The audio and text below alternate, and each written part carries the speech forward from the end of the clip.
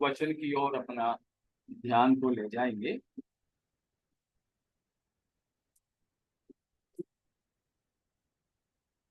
एक और बार मैं त्रिएक परमेश्वर का धन्यवाद करता हूं और आप सभी प्रियजनों को मसीह की वंदना।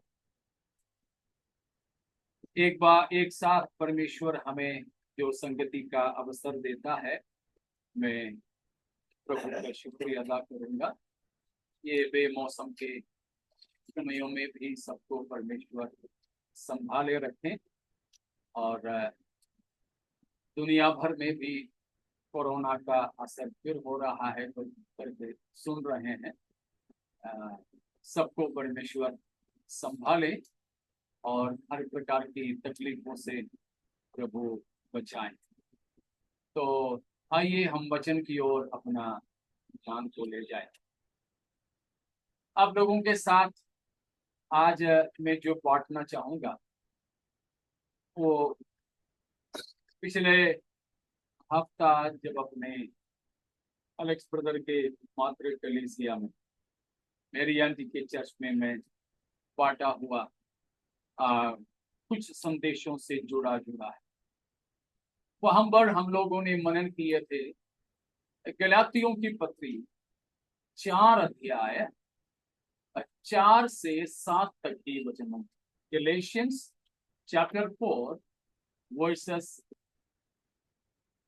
From 4 to 7. ഗലാത്യർ 4 തൊട്ട് 11 सॉरी 7 4 से 7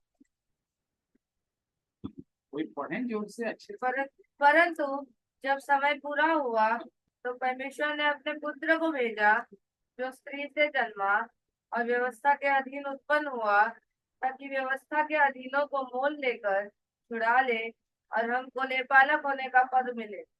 और तुम जो पुत्र हो, इसलिए परमेश्वर ने अपने पुत्र की आत्मा को, जो हे अब्बा हे पिता कहकर पुकारता है, हमारे हृदयों में भेजा है। इसलिए तू अब दास नहीं परंतु पुत्र है, और जब पुत्र हुआ तो परमेश्वर के द्वारा वारिस भी हुआ। गलातियों के लिए पौलुस ने लिखा हुआ पत्री आप सुन चुके हैं। एक ट्विन बुक, 2 और किताबों के साथ ये जुड़वा किताब। कौन कौन सा है शायद आपको याद?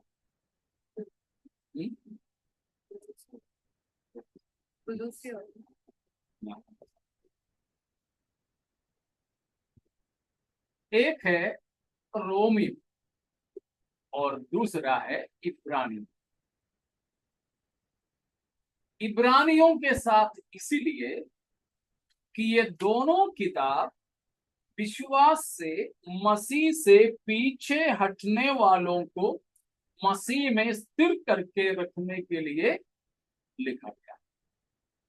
इसीलिए यीशु मसीह पर की विश्वास के मार्ग का अनुपमता इन दोनों किताबों में।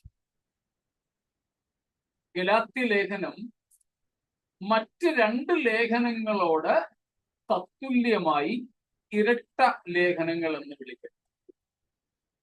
റോമാലേഖനത്തോടും എബ്രായ ലേഖനവും ഗലാത്യ ലേഖനവും ഒരുപോലെ ഇരിക്കുന്നത് ഇത് ആർക്കു വേണ്ടി എഴുതി എന്നതിന്റെ അടിസ്ഥാനം. ഇത് ക്രിസ്തുവിൽ ഒരിക്കൽ വിശ്വസിച്ചിട്ട് പിന്മാറിക്കൊണ്ടിരിക്കുന്നവർക്ക് വേണ്ടി അവരെ തിരികെ കൊണ്ടുവരേണ്ടതിനും അവർ വിശ്വസിച്ച ക്രിസ്തു മാർഗത്തിന്റെ മാഹാത്മ്യം അറിയിക്കുന്നതിനും വേണ്ടിയാണ് എഴുതുന്നത്. इब्रानियों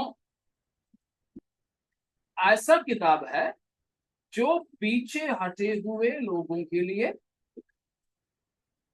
गलातियों की पत्री भी ऐसे। 3 का पहला जरा पढ़िए, 3 1 वाइचे. हे निर्बुद्धि गलातियों, ए निर्बुद्धि गलातियों, किसने तुम्हें मोह मोह लिया है? किसने तुम्हें मोह लिया है? तुम्हारी तो मानो आंखों के सामने हम्म। यीशु मसीह क्रूस पर दिखाया गया। प्रभु यीशु मसीह तुम्हारी आंखों के सामने क्रूस पर चढ़ाया गया होकर दिखाया गया है। तुम्हारी नजर में मसीह और क्रूस पर चढ़ाया गया है, तब भी तुम्हारा दिल उस मसीह से और कहीं अटक गया। ये कैसे हुआ? किसने तुमको ऐसे मोह लिया?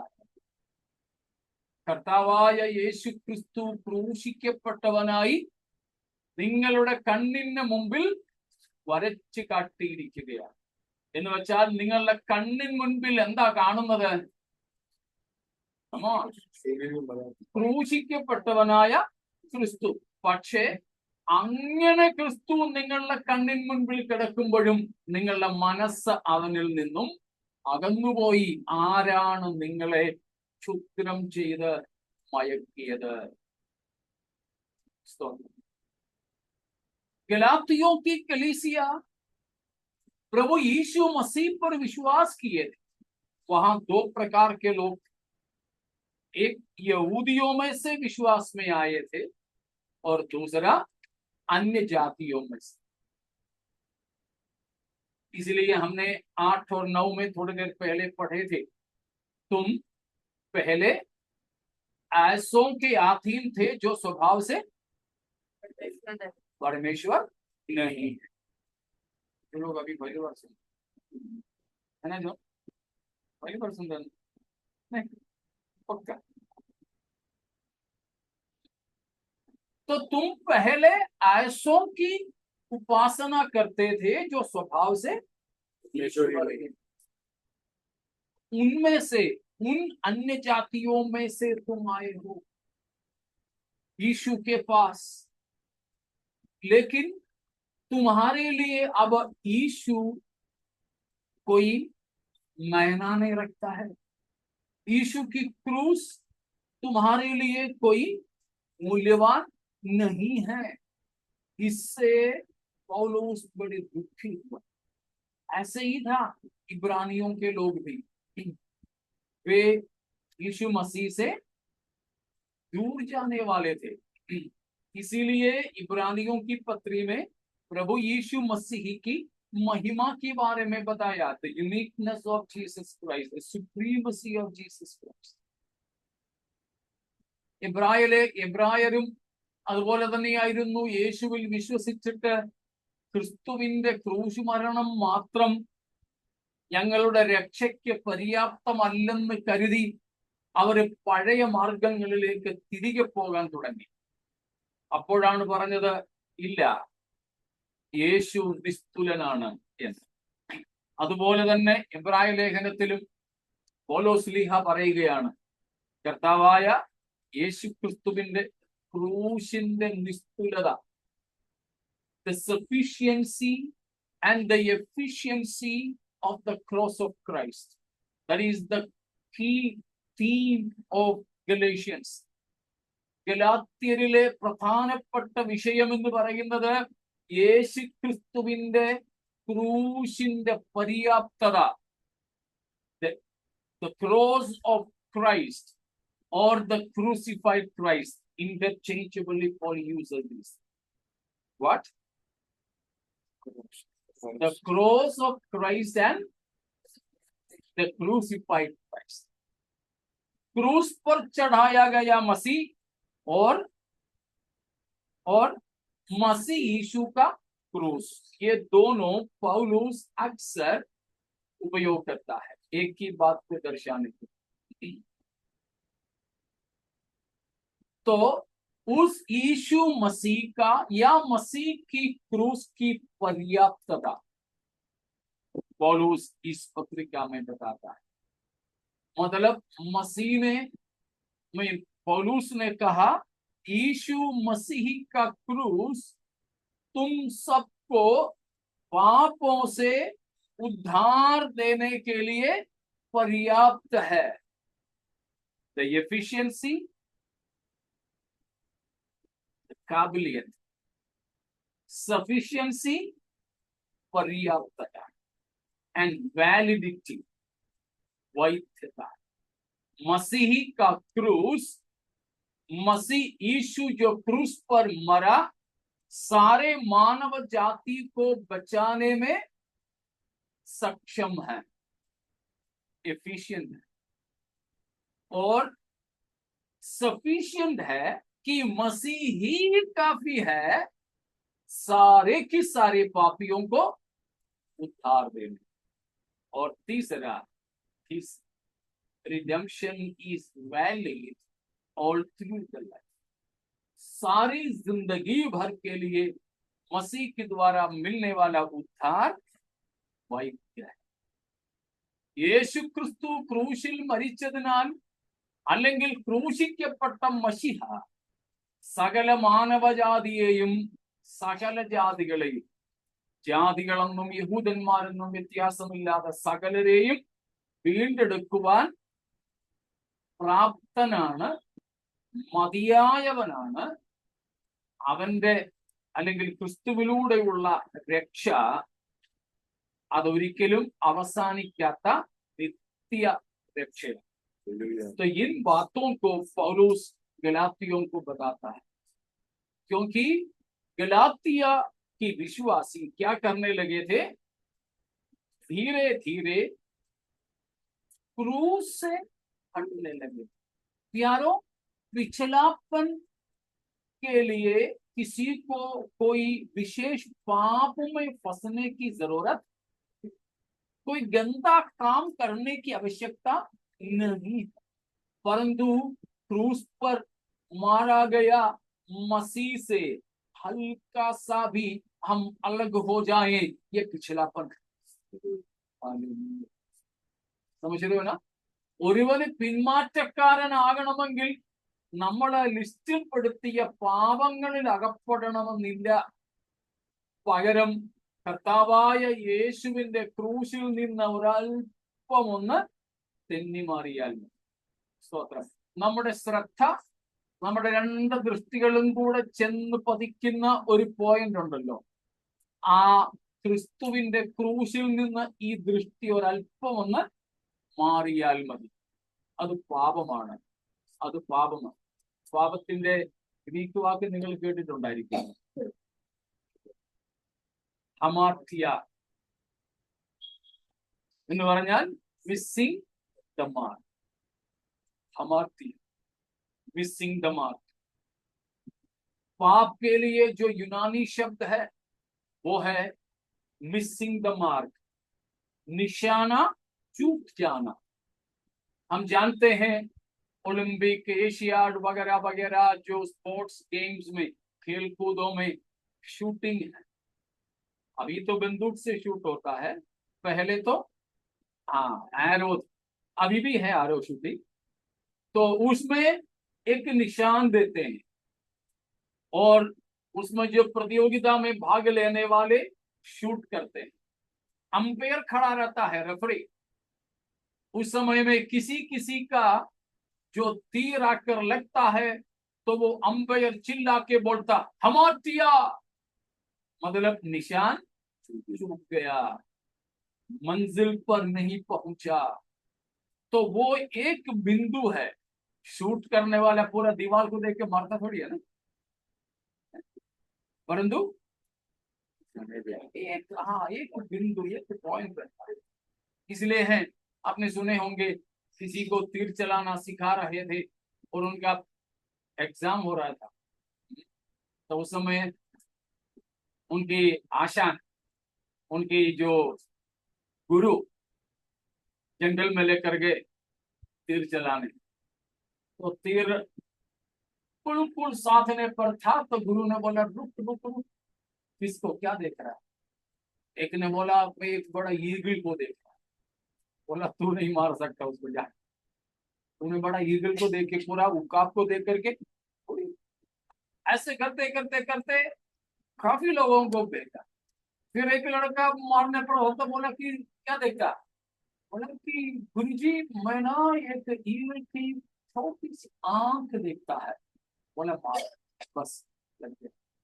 क्योंकि उसको पूरा पक्षी दिखाई दे तो वो नहीं मार सकता है, लेकिन उसकी भी अंदर ये तीर जाके लगने का एक पॉइंट रहता है। उसी तरह मसीहिया मेरे और आपके आंखों के सामने, हमारी दोनों नजरें जाकर टिकने का बिंदु क्या है? क्राइस्ट क्रूसिफाइड, और the cross Christ was crucified. यीशु मसीह का क्रूस है।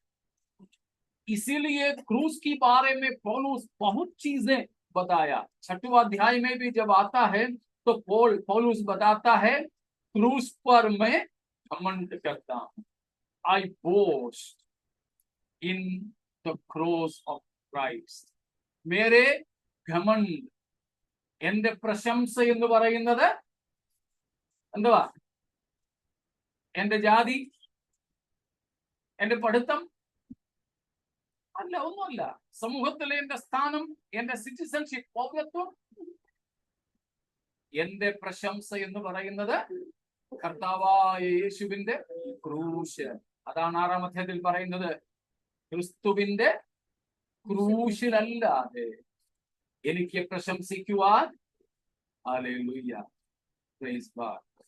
The joy we enjoy, the thing we boast upon, we are proud of, should be the cross of Christ. पौलुस की संदेशों में मसीह का क्रूस के बिना कुछ नहीं। कुछ भी बोलो तो पौलुस किसके बारे में बोलता है? कृपा, कृपा के बारे में। मसीह का क्रूस की क्या खासियत है? Cross of Christ is the very center of God's intervention with the sinful humanity. पापी मानव जाति से परमेश्वर की बर्ताव का केंद्र बिंदु क्या है? क्रूस है। It was on the cross God dealt with human sin. परमेश्वर क्रूस पर ही मानव जाति की पाप से बर्ताव किया है। Praise God. God's intervention with human sin was on the cross. It was on the cross God treated human sin.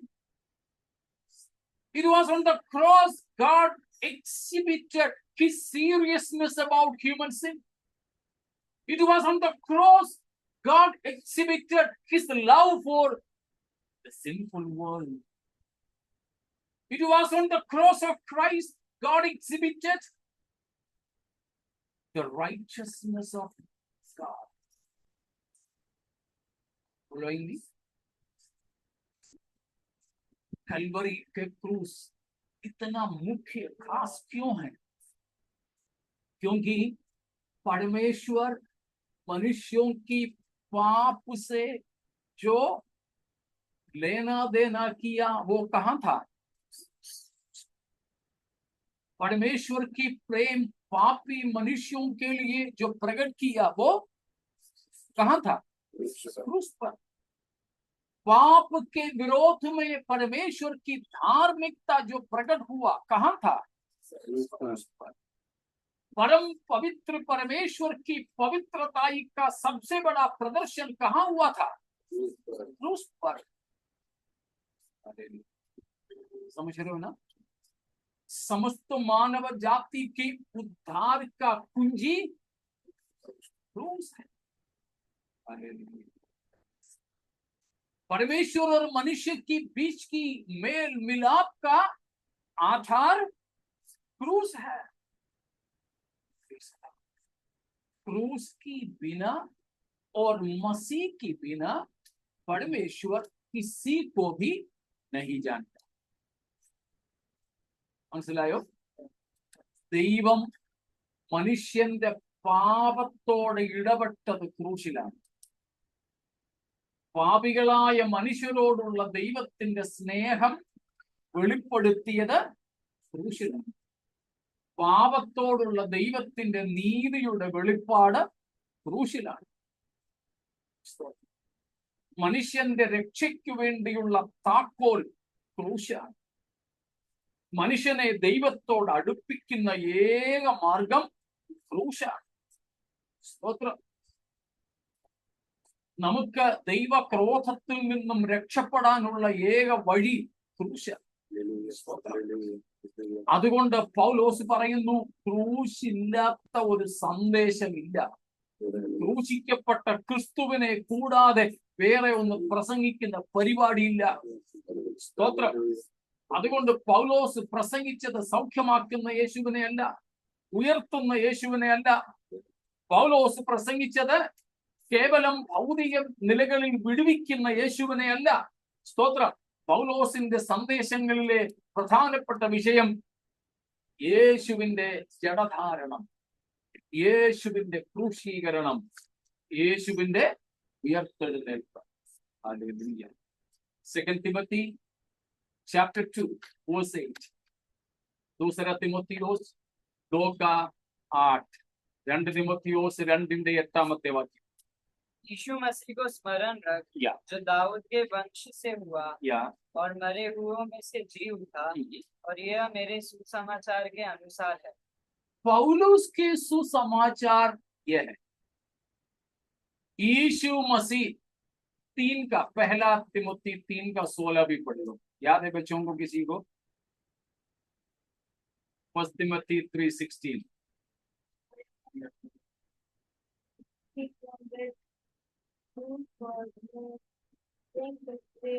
अच्छे से जोर से पढ़ो.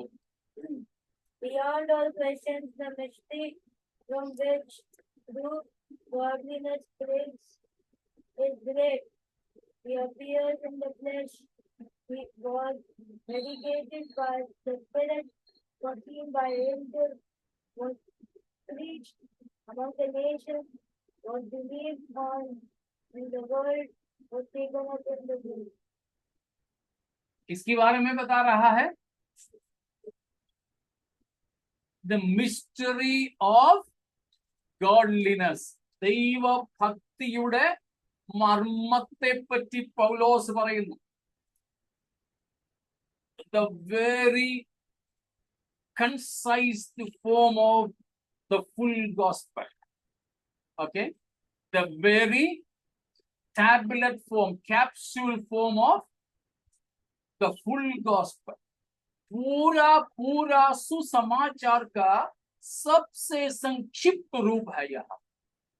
उसके लिए पौलुस ने कहा है, यीशु को वहां पर पौलुस ने बुलाया, संबोधित किया है, द मिस्ट्री ऑफ गॉडलीनेस, परमेश्वर की भक्ति का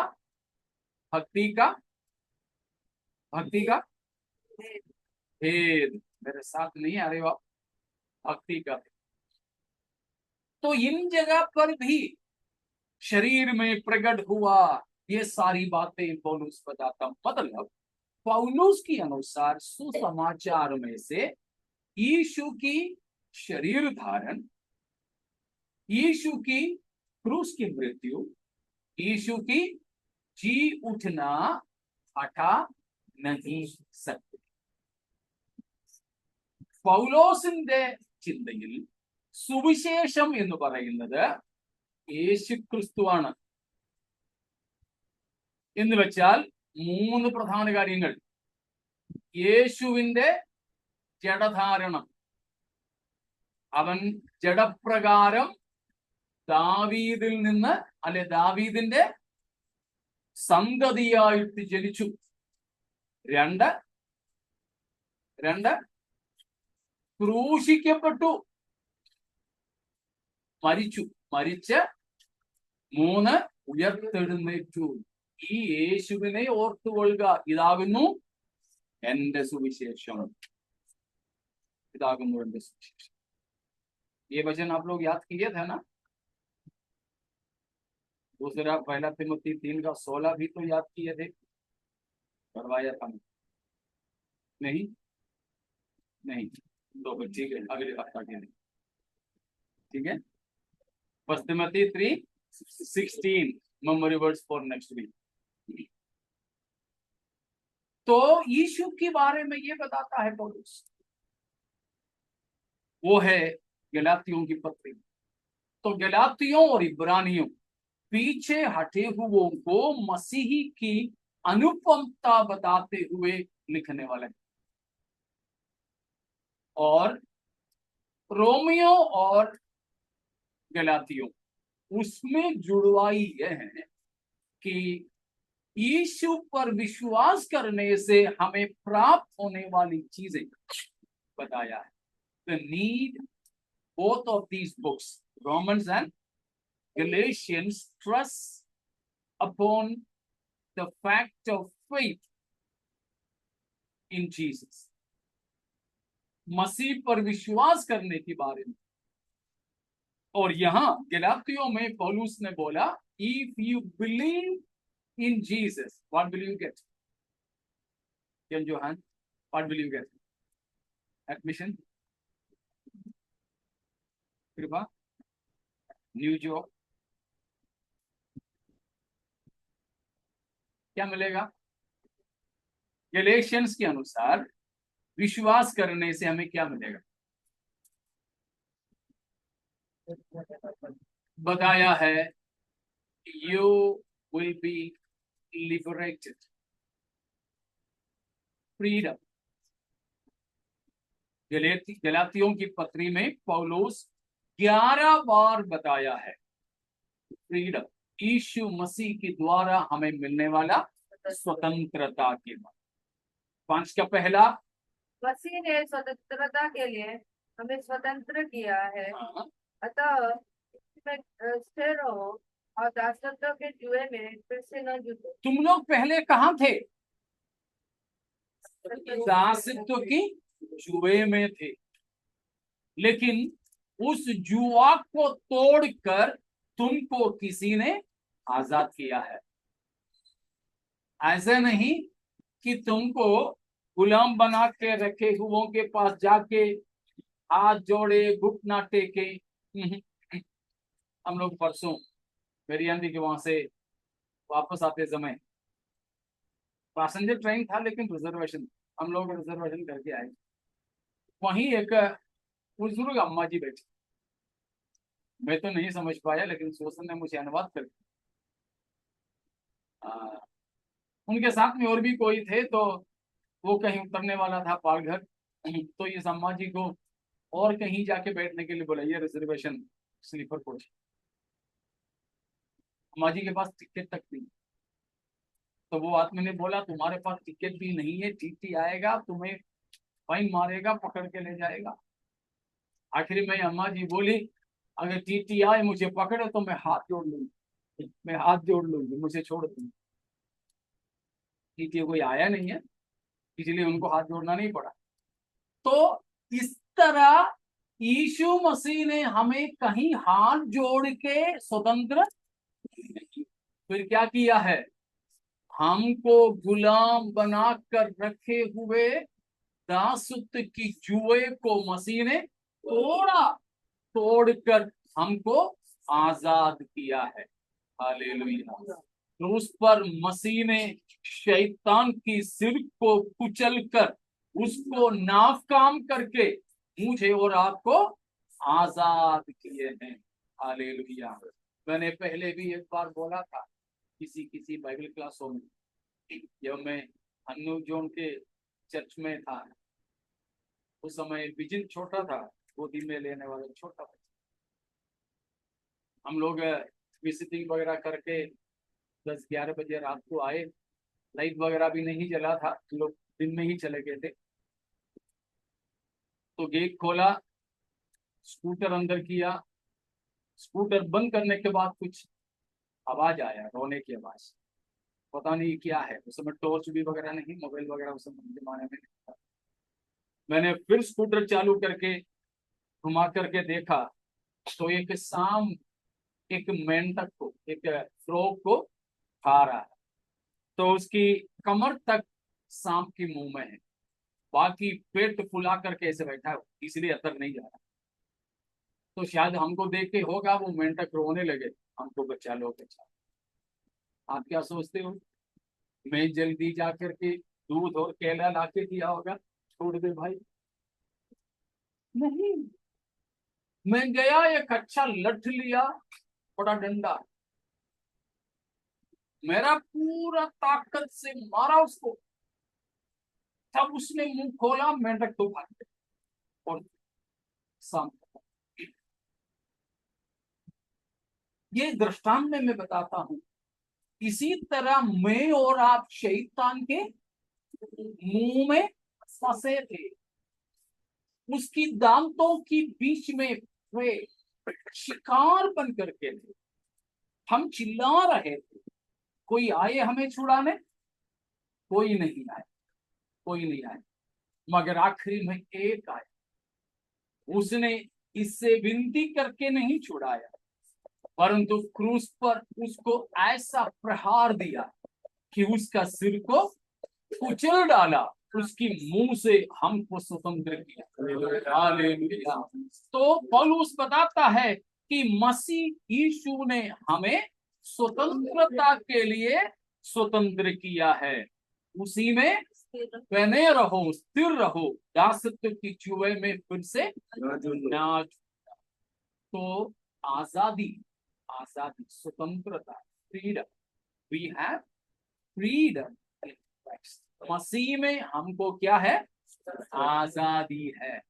सबसे बड़ा आजादी हमें क्या मिला, वो बोल करके मैं समाप्त करता हूं, हमारे समय खत्म होने पर। The utmost freedom we got, सबसे बड़ा आजादी जो हमें मिला है वो क्या है? सिन। ओके, मैं दूसरे तरफ से पूछ रहा हूं, हमें मिला आजादी कहां से नहीं, क्या है? The utmost freedom we enjoy today, or we can enjoy through Jesus. Yeah. Uh-huh. Yes. That is an access to, rather, an abundant access to the very presence of God. That also as children of God. Hallelujah. हमें यीशु मसीह के द्वारा मिला सबसे बड़ा आजादी है पुत्रत्व का हक, लेपालकपन का हक, जिसे हम अपने परमेश्वर को हे अब्बा, हे पिता पुकार कर हमेशा परमेश्वर की उपस्थिति में बहुतायता से प्रवेश कर सके। समझ में आ रहा है ना?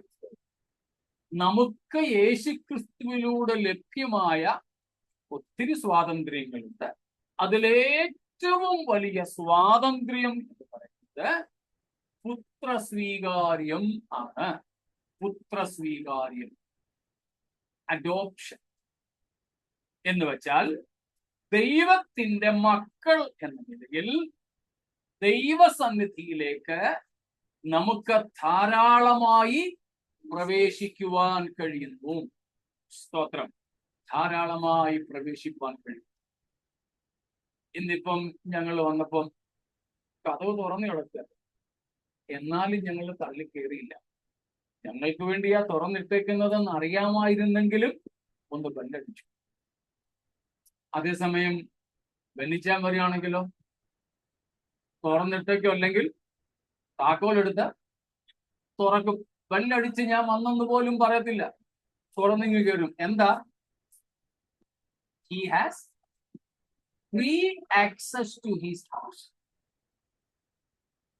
अपन अपने घर में जाएंगे तो घंटी बजा के शायद इंतजार नहीं करेंगे, दरवाजा खुला है तो सीधे चले जाएंगे, नहीं तो चाबी लेके खोल के जाएंगे। लेकिन और किसी के घर में जाएंगे तो दरवाजा खुला तो भी अंदर जाके बैठ जाएंगे। हाँ, कोई बोलो आने से आने तो आएंगे, तो आने तो हम लोग सुबह में बैठ जाए। तो परमेश्वर के पास हमको पहले प्रवेश नहीं था, लेकिन हमको अभी प्रवेश मिला। किस वजह से? हमको मसीह ने पुत्रत्व दिया। वही तो हम पढ़े थे गलातियों 4 का 4 से 7 तक। एक और बार पढ़े, समाप्त किया। परमेश्वर ने अपना पुत्र को भेजा। जी क्या? ताकि व्यवस्था के अधीनों को मोल लेकर छुड़ा ले, हमको लेपालक होने का अधिकार या हक दे। आगे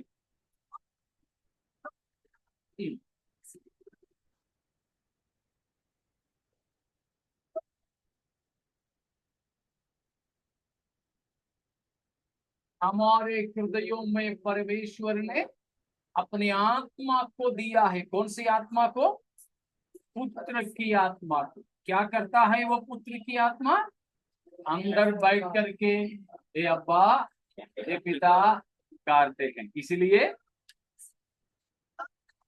अब दास नहीं, पुत्र हो। हाँ, वारिस भी हुआ है। हालेलुया। तो प्यारों, प्रभु ने हमें दिया हुआ ये जो पुत्रत्व का हक, उसके लिए हम परमेश्वर का धन्यवाद। हम अभी इसीलिए वारिस भी है। किस चीज के वारिस? क्या क्या चीजों के वारिस है? നാം ഇന്ന് മക്കളെങ്കിൽ അവകാശികളുമാകുന്നു. എന്തിന്റെ അവകാശം? നമ്മൾ പലപ്പോഴും പറയും കർത്താവേ ഞങ്ങൾ മക്കളാവുകയുണ്ട്, രോഗസൗഖ്യം മക്കളുടെ അവകാശമാണല്ലോ, അതുകൊണ്ട് ഞങ്ങളെ സൗഖ്യമാണ്. രോഗസൗഖ്യമാണോ നമ്മുടെ അവകാശം? डोंट बी दैट चीप, ठीक है ना? कई लोग प्रार्थना में ये बोलते हैं कि हम बच्चे हैं इसलिए चंगाई हमारा हक है। चंगाई नहीं है हमारे हक, जो बच्चे नहीं है उनको भी चंगा करते हैं। जैसे उस कनानी स्त्री ने बोला, कुत्ते भी तो क्या करते हैं? हाँ, मेज पर से गिरने वाली चूर चूर से जीवन बिताते हैं, जिंदा रहते हैं। बस हमको रोटी मत दो, चूरी दे दो तो भी हमारी बेटी चंगी हो जाएगी। हो भी गई। तो ये नहीं है, फिर क्या है हमारे? हम किस चीज की वारिस? पढ़िए, वो भी पढ़ करके समाप्त कर लेंगे। रोमन्स चैप्टर 8 and verse 17 या 16-17 मिला के पढ़ो। रोमियो 8 का 16-17 क्या? हाँ,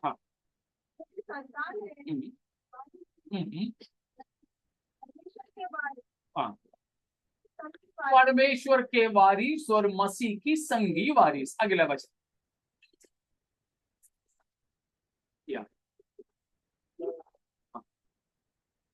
क्या है हमारे हक में? किस चीज की वारिस है हम? अंतिम तौर पर महिमा की वारिस। We are the heirs of God's glory. But what is the condition? Yeah, suffer with him. That means suffering or Christian suffering is also our inheritance.